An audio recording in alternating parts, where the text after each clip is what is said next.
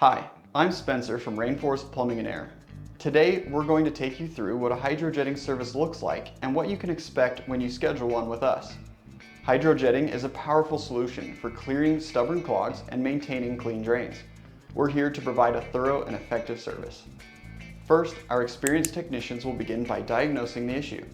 Hydrojetting is particularly effective for severe clogs, tree root infiltration, or persistent blockages. We arrive equipped with specialized high-pressure jetting equipment to blast away clogs and obstructions.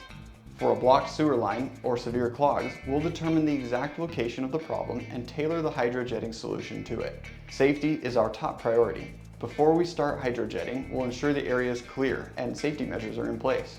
The hydrojetting machine uses high-pressure water to remove blockages. The specialized nozzle is inserted into the cleanout or access point.